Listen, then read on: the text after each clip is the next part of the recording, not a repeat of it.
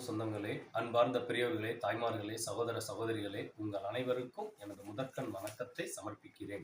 இந்த காணொளி வாயிலா என்ன சொல்ல வரோம் அப்படின்னு பார்த்தீங்க அப்படின்னா, அதாவது இப்போ ஒரு மேடையில நம்ம இந்திய நாட்டுடைய ஒரு பாரத பிரதமர் அவர்கள் என்ன சொல்லியிருக்காங்க அப்படிங்கிறத பார்க்க போறோம். என்ன சொல்லியிருக்காங்க அப்படின்னா, சிறுபான்மையினருக்கு எதிரான பல்வேறு கருத்துக்களை முன் வச்சிருக்காங்க. அதாவது சிறுபான்மையினர்கள் மற்ற மதத்தினரோட தாலியை அறுக்கிறதா ஒரு குற்றச்சாட்டு வச்சிருக்காங்க.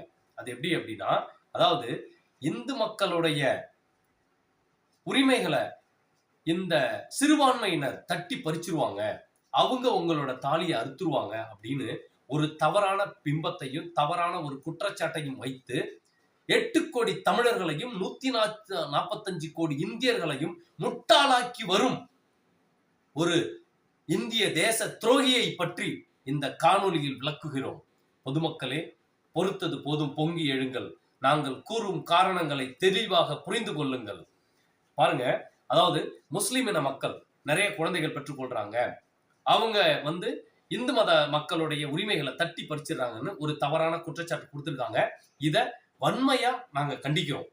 ஏன் அப்படின்னா, இந்து முஸ்லிம் அனைவரும் நம்ம ஒரு தாயின் பிள்ளைகளாக ஜாதி மத பேதங்களை மறந்து சகோதரத்துவத்தோட வாழ்ந்துகிட்டு இருக்கிற இந்த இந்தியாவிலையும் தமிழகத்திலையும் ஒரு கலவரத்தை உண்டாக்க வேண்டும் என்ற நோக்கத்தோடு செயல்படும் பாசிச பாஜகவின் சதி திட்டத்தை அம்பலப்படுத்தும் காணொலிதான் இது.